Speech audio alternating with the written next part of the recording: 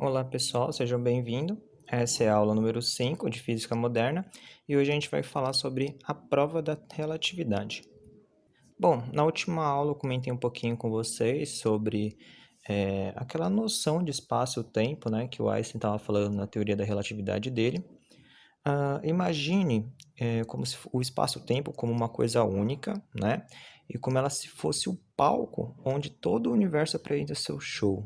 Imagina assim que tudo que existe no universo está em cima desse palco. Bom, essa seria a ideia do Einstein, mas a grande pergunta seria assim, tá, e a gente tem como provar isso? Será que isso é verdade? Agora eu queria comentar um pouquinho com vocês a gravidade. Bom, o que seria a gravidade? Vocês já devem ter visto, né, a fórmula ali clássica do Isaac Newton, né? Então vocês vão falar assim: "Ah, eu sei o que é gravidade". Mais ou menos. Aquela fórmula do Isaac Newton, ela é muito boa para calcular a gravidade, mas ela não explica o que é a gravidade. Ela fala que tem uma força de atração entre os corpos, mas por que que existe aquela força, né? O Isaac Newton ele morreu exatamente pensando nessa pergunta. Ele queria descobrir o que era a gravidade, mas infelizmente ele não conseguiu responder. Bom, aí que entra o Einstein, né? O Einstein, ele chegou a uma conclusão do que seria a gravidade.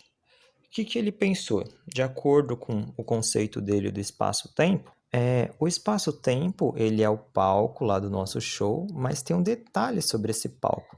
Esse palco ele não é fixo, não é uma coisa que nunca vai mudar. Então, imagina assim, se você colocar uma coisa muito pesada no palco, talvez ele se deforme. E o Einstein pensou exatamente isso. Então, objetos com muita massa poderiam deformar o espaço-tempo, tá? Então, o que seria a gravidade? Seria exatamente isso. Ele seria, né, o reflexo dessa deformação. Imagina ali naquela imagem, né? Eu tenho um objeto com muita massa, ele fez uma deformação ali, e aquele outro objeto, ele acaba sendo atraído, né, meio que caindo ali em direção àquele outro, né, objeto maior. Por quê? Porque o objeto maior fez uma deformação em torno do espaço que se encontrava o objeto menor. Aí você pode perguntar, e por que que o objeto menor não cai, né? Não vai em direção ao objeto maior? É porque o objeto menor ele também causa uma deformação, né? Aquela linha ali que vocês estão vendo, né, em contorno ali da figura maior é exatamente isso, tá? Então, um objeto pequeno também vai gerando uma deformação, né? Então, ele é atraído por essa rampa, mas não chega a cair porque ele mesmo faz uma deformação nessa rampa, tá? Bom, essa ideia é muito legal, mas cai naquilo que eu falei para vocês.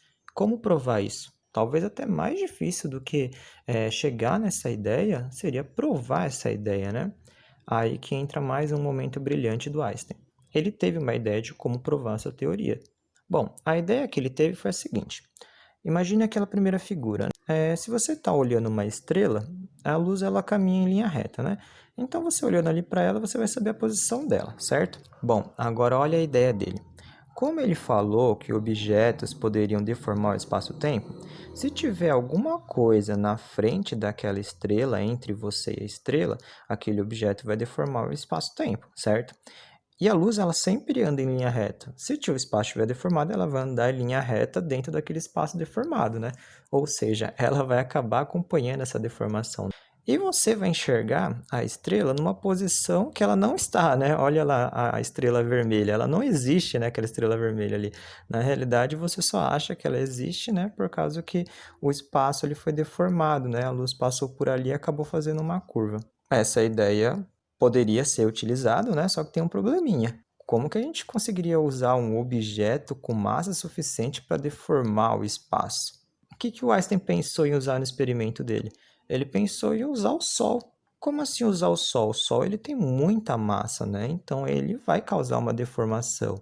E só que tem um detalhe sobre isso. Como que a gente faria esse experimento? É simples, é só a gente tirar uma foto em que o Sol esteja, né, na nossa direção, perto das estrelas, e depois que ele não esteja.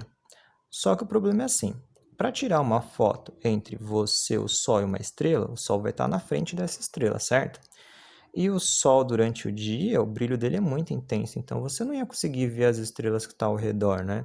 Então ele pensou que tem um momento, uma exceção, que a gente consegue fazer isso, que seria quando a gente tem um eclipse solar total, quando a Lua passa em frente do Sol. Então, se a gente esperar esse momento, a Lua vai tampar o brilho do Sol e a gente vai conseguir ver as estrelas que estão atrás dele, né? Aí a gente consegue tirar a foto. O detalhe mais legal disso é que, assim, pelo cálculo da teoria da relatividade, a gente conseguiria calcular aquela distância ali, né? Quanto que a estrela deveria estar numa foto com o Sol e sem o Sol. Então, deveria ter uma deformação, uma distância, e a gente poderia saber quanto que é essa distância. Aí era só tirar as fotos, né, e comprovar para ver se era isso mesmo. Lembrando que essa teoria do Einstein foi em 1905. Então, demorou muito tempo até que alguém conseguisse provar isso. Eles tentaram várias vezes, tiveram alguns problemas técnicos, né? Problema com o tempo também, porque se tivesse alguma nuvem ali no momento do eclipse, então já a foto não sairia legal, não funcionava. Então teve vários problemas aí. Teve a Primeira Guerra Mundial, né? 1914 até 1918. Eles tentaram, fizeram algumas tentativas durante a Primeira Guerra, né? Confiscaram os materiais deles, então foi uma luta. Mas finalmente, né, em 1919, aqui em Sobral, no Brasil, né, no Ceará, um grupo, né, de cientistas, eu coloquei ali a foto, né, os nomes deles, né, o Andrew, que era um matemático, um astrônomo, o Arthur, astrônomo, físico e matemático, e o Charles, que ficava mais na parte dos cálculos, né? Esses foram os principais. Mas teve muita gente que trabalhou nisso. Todos eles, né, eles trabalhavam na Inglaterra, mas eles vieram aqui para o Brasil, né, porque esse eclipse solar total também tem posições do planeta que ficam melhor. Então eles tinham que esperar a data certa e tinha alguns países também que ficavam melhor.